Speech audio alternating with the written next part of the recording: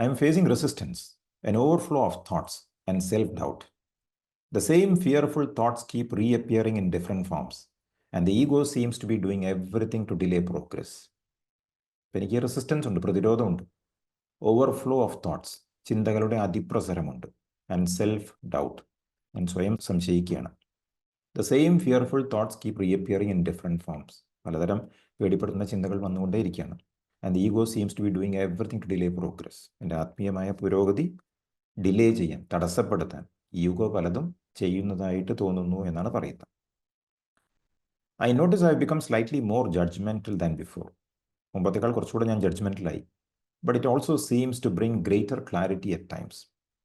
കുറച്ച് പോസിറ്റീവായിട്ടും പറയുന്നുണ്ട്, പല സമയങ്ങളിലും കുറച്ച് വ്യക്തത വരുന്നു എന്നൊക്കെ പറയുന്നുണ്ട്. ഇവിടെ എന്തൊക്കെ വിഷയങ്ങൾ? റെസിസ്റ്റൻസ് ഉണ്ട്, സെൽഫ് ഡൗട്ട് ഉണ്ട്, ഫിയർ ഉണ്ട്. ഇതൊക്കെ എന്താ ശരിക്കും? ഇതെല്ലാം ചിന്തകളാണ്. അപ്പം നമ്മൾ ശരിക്കും ഇത് എന്ത് തരം ചിന്തയാണെന്ന് വിശകലനം ചെയ്യേണ്ട കാര്യമുണ്ടോ? ആവശ്യമില്ല. After all it's a thought, it is not you. ഒരാവശ്യമില്ല. മഹർഷി പറയുന്നു, what is fear? It is only a thought. If there is anything besides the self, there is reason to fear. Self അല്ലാത്ത, അതായത് ബ്രഹ്മം അല്ലാത്ത മറ്റെന്തെങ്കിലും ഉണ്ടെങ്കിൽ നമുക്ക് പേടിക്കേണ്ട കാര്യമുണ്ട്. നിങ്ങൾ ബ്രഹ്മമാണ്. You are God, you are the self, and besides you nothing exists. നിങ്ങളല്ലാതെ വേറെ ഒന്നുമില്ല. പിന്നെന്താ പേടിക്കാനുള്ളത് എന്നാണ് മഹർഷി ചോദിക്കുന്നത്. If there is anything besides the self, there is reason to fear. അതുണ്ടോ? വിചാരം ചെയ്താൽ അറിയുള്ളൂ അല്ലേ? മനസ്സ് പറയും ഉണ്ട് എന്ന്. അപ്പോൾ പേടിക്കാൻ പലതും ഉണ്ടാകും. Who sees the second? അതായത് എനിത്തിങ് എക്സ്റ്റേണൽ. രണ്ടാമനെ കാണുന്നത് ആരാ? സെക്കൻഡ് പേഴ്സൺ ഓർമ്മയുണ്ടല്ലോ അല്ലേ?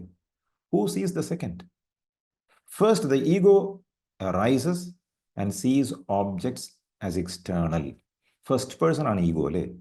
ഫസ്റ്റ് പേഴ്സൺ ഉദിച്ചു കഴിഞ്ഞാൽ എന്ത് സംഭവിക്കും?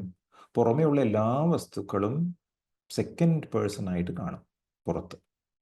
If the ego does not rise, the self alone exists and there is no second, nothing external. Ego ഇല്ല എങ്കിൽ ഒന്നുമില്ല, ഈഗോ ഉണ്ടെങ്കിൽ എല്ലാമുണ്ട്.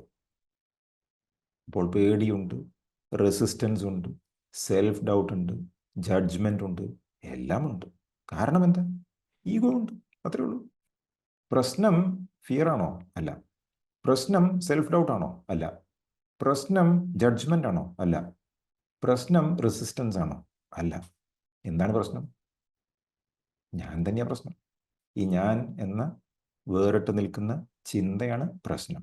If the ego does not rise, the self alone exists, there is no second. അപ്പോൾ നോക്കൂ, ഈ ചിത്രത്തിൽ അവിടെ ഈഗോ ഇല്ല എന്നുണ്ടെങ്കിൽ ബാക്കി എല്ലാം മറഞ്ഞു, സെൽഫ് മാത്രമേ ഉള്ളൂ. സെൽഫ് മാത്രമേ ഉള്ളൂ വെച്ചാൽ എന്തിനാണ് പേടിക്കാനുള്ളത്? ഒന്നിനും പേടിക്കാനില്ല, കാരണം എല്ലാം ഞാനാണ്. ഇതൊരു ഇൻ്റലക്ച്വൽ അണ്ടർസ്റ്റാൻഡിങ്ങിൽ നിന്ന് കഴിഞ്ഞാൽ കാര്യമില്ല, എക്സ്പീരിയൻഷ്യൽ റിയലൈസേഷനിലേക്ക് വരണം. അതിനാണ് പ്രോസസ്സ് ചെയ്യേണ്ട ആവശ്യകത. For anything external to one self implies the seer within. അതായത് പുറമേ വല്ലതും ഉണ്ടെങ്കിൽ അതിൻ്റെ അർത്ഥം ആ പുറമേയുള്ള സംഗതി കാണുന്നവൻ, അറിയുന്നവൻ ഉള്ളിലുണ്ട് എന്നാണ്.